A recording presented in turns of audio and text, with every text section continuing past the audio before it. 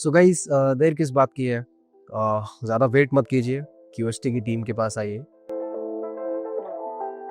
क्यूएसटी technique में मुझे लगता है कि आपके सर्वाइवल के रेट्स बहुत ज़्यादा बढ़ जाते हैं और मुझे मेरे रिजल्ट्स में भी ये सारी चीज़ें फील हुई।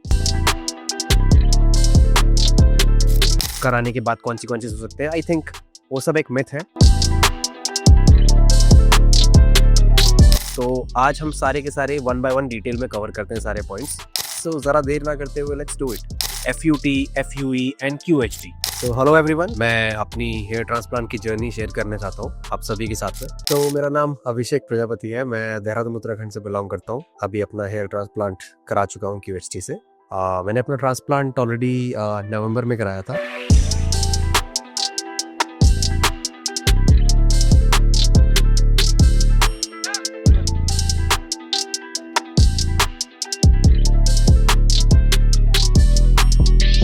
मैं अपने रिजल्ट से काफ़ी ज़्यादा खुश हूँ, काफ़ी सेटिस्फाइड हूँ। मेरा ये जो ट्रांसप्लांट का जर्नी था ये बहुत पहले से मेरे दिमाग में चल रहा था, लेकिन मुझे कुछ सर्कमस्टांसेस के थ्रू मुझे ऐसा लगा कि अभी सही टाइम नहीं है। मैं देहरादून शिफ्ट हुआ था 2017 में, मुझे आज भी याद है, अपने कॉलेज के लिए। और उस टाइम पे जब मैं शिफ्ट हुआ था तब मेरे बाल काफ़ी घने, काफ़ी अच्छे हुआ करते थे, लेकिन अभी मुझे ऐसा लगा कि पिछले 2-3 साल से मुझे काफ़ी हेयर थिनिंग और काफ़ी ज़्यादा hair problems, hair issues face होने लगे। तो उसकी वजह से मेरा कॉन्फिडेंस लेवल बहुत ज़्यादा गिर गया था और मैं बार बार अपने मिरर में देखता था खुद को, तो मुझे ऐसा लगता था कि मेरी हेयर लाइन पीछे जा रही है और मेरा फेस का स्ट्रक्चर मुझे उतना ज़्यादा सही नहीं लग रहा जैसा मुझे पहले कॉन्फिडेंस फील होता था। तो मैंने काफ़ी रिसर्च किया इसके बारे में, मैंने काफ़ी चीज़ें सोची, लेकिन उसके बाद फाइनली मैंने हेयर ट्रांसप्लांट के लिए अपना जो टाइम है वो सेट किया और नवंबर 1 को मैंने अपना ट्रांसप्लांट सर्जरी कराया QHT से, हरिद्वार से। और अभी आफ्टर ऑलमोस्ट 5-6 मंथ्स मैं काफ़ी ज़्यादा सेटिस्फाइड हूँ अपने रिजल्ट से।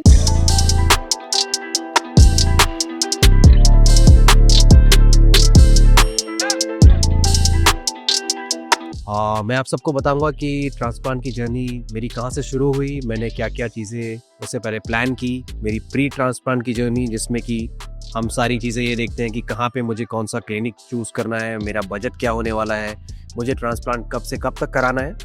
तो आज मैं सारे के सारे पॉइंट्स को एकदम डिटेल में कवर करने वाला हूँ और मैं आपके सारे questions and queries related to hair transplant मैं सारे A to Z कवर करूँगा।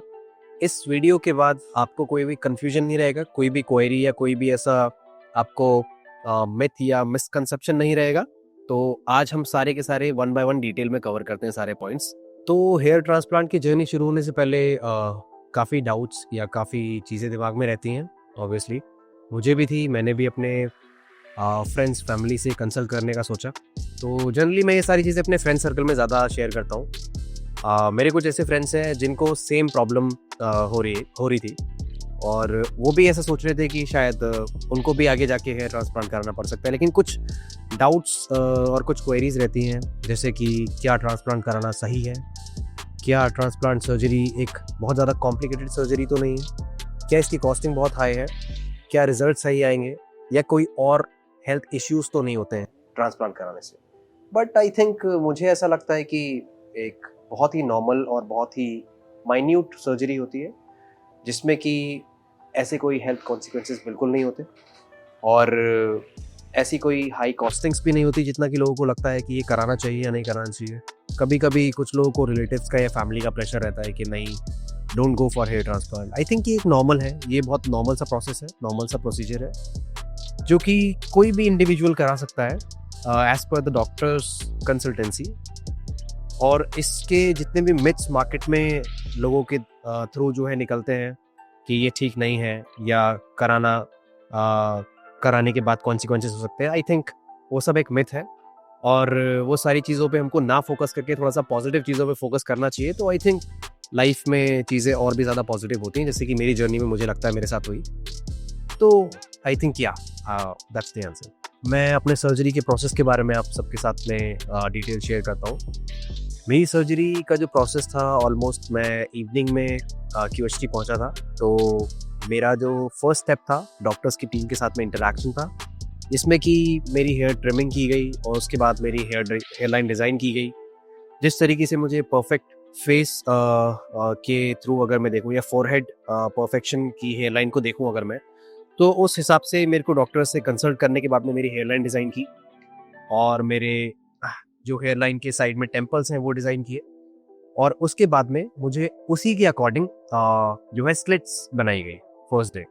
तो slit making hair transplant surgery का फर्स्ट प्रोसेस होता है, जिसमें कि आपको जितने ग्राफ्ट्स जो है लगाने हैं उसके अकॉर्डिंग आपके एरिया पे जो कि अफेक्टेड एरिया है वहाँ पे स्लिट्स बनाई जाती है और उन्हीं स्लिट्स में जो नेक्स्ट स्टेप होता है वो ट्रांसप्लांट का होता है। सो स्लिट मेकिंग प्रोसेस जो थी मेरे लिए वो ज़्यादा पेनफुल नहीं थी। ऑफ कोर्स स्टार्टिंग में थोड़ा सा पेन लगता है जब आपको इंजेक्शन दिया जाता है, जब आपको ग्लूकोज वगैरह या अदर चीज़ें जब आपको दी जाती है, बट आई थिंक ऐसा कोई पेनफुल इसमें स्टेप नहीं रहता है। तो ये बहुत ही इजी प्रोसेस था और ऑलमोस्ट 1 से 2 घंटे के बीच में ये प्रोसेस पूरा ख़त्म हुआ और उसके बाद मुझे सेम डे इवनिंग में मुझे मेरे रूम में भेज दिया गया और नेक्स्ट डे जो था मेरा वो मेजर स्टेप था जो कि ट्रांसप्लांट लाइक ग्राफ्ट्स का एक्सट्रैक्शन और ग्राफ्ट्स का प्लांटेशन सेम लोकेशन पे जहाँ पे आपका अफेक्टेड एरिया है। तो ये मुझे नेक्स्ट मॉर्निंग सुबह से मुझे ऑलमोस्ट 7 बजे क्लिनिक पहुँचना था और मैं 7 बजे क्लिनिक पहुँचा। I was ready. मुझे हल्का सा ब्रेकफास्ट लाइट ब्रेकफास्ट करने के लिए एडवाइस किया हुआ था एंड वो लाइट ब्रेकफास्ट करने के बाद में like I went on the in my surgery room and मुझे वहाँ डॉक्टर्स की टीम से मेरा इंटरेक्शन हुआ एंड उसके बाद मेरा प्रोसेस स्टार्ट किया गया। तो अब प्रोसेस जो है वो 2-3 पार्ट्स में डिवाइडेड होता है। मल्टीपल टेक्निक्स हैं इसकी, FUT, FUE एंड QHT।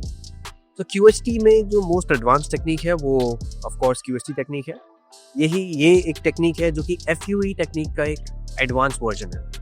इसमें क्या होता है कि आपको रियल टाइम पे जब आपके ग्राफ्ट्स को एक्सट्रैक्ट किया जाता है आपके बैक के एरिया से, तो उस सेम टाइम में मतलब काफ़ी पर्टिकुलर एक जो टाइम होता है 10 से 15 मिनट का टाइम होता है। आपको वो जो आपके ग्राफ्ट्स को सोल्यूशन में डिप किया जाता है और उसके बाद में आपको उसी एक बहुत शॉर्ट टाइम पीरियड में ही आपके वो ग्राफ्ट्स को इम्प्लांट किया जाता है। ये मैक्सिमम इसलिए किया जाता है ये टेक्निक में क्योंकि इसमें जो ग्राफ्ट्स के फेलियर्स होते हैं वो बिल्कुल जीरो हो जाते हैं। मतलब आपके ग्राफ्ट्स के सर्वाइवल का जो रेट है वो बहुत ज़्यादा हाई हो जाता है। और अगर पुरानी टेक्निक्स को देखें तो उसमें आपको एक पैच पूरा निकाल के एक पैच को पुट किया जाता था। तो आई थिंक वो बहुत ओल्ड तरीके हैं और बहुत पुराने तरीके हैं। बट QHT टेक्निक में मुझे लगता है कि ग्राफ के सर्वाइवल के रेट्स बहुत ज़्यादा बढ़ जाते हैं और मुझे मेरे रिजल्ट्स में भी ये सारी चीज़ें फील हुई। तो आई थिंक ये टेक्निक बिल्कुल पेनलेस थी मेरे लिए। मुझे बिल्कुल ऐसा कुछ खास पेन नहीं हुआ। मुझे लोकल एनेस्थीसिया दिया गया था मेरे सर्जरी के टाइम पे।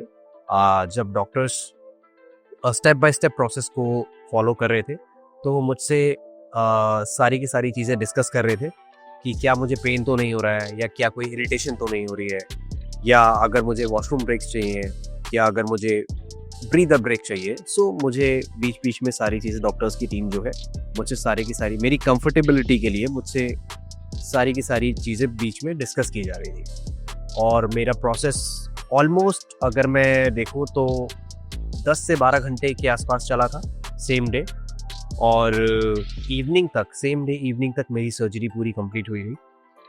और सर्जरी के बाद मुझे काफ़ी रिलैक्स फील हुआ। मतलब मुझे ऐसा कुछ पेन नहीं लग रहा था, मुझे ऐसा कुछ फील नहीं हुआ कि जिसमें कि मुझे अनकम्फर्टेबिलिटी फील हो।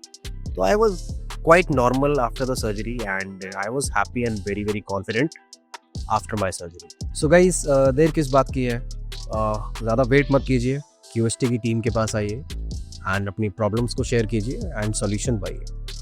हरिद्वार, देवभूमि, उत्तराखंड, यहाँ घूमने के लिए भी बहुत सारी जगह है, पहाड़, नदियाँ, वाटरफॉल्स और झरने।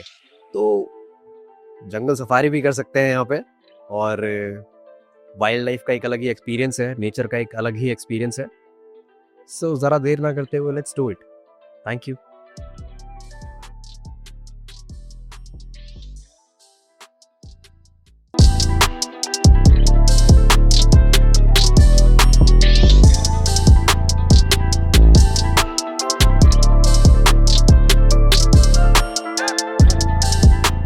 Hello friends, if you have not subscribed to our channel yet, please like this video, share and subscribe to our channel, and don't forget to hit the bell icon so that you will get update on every video.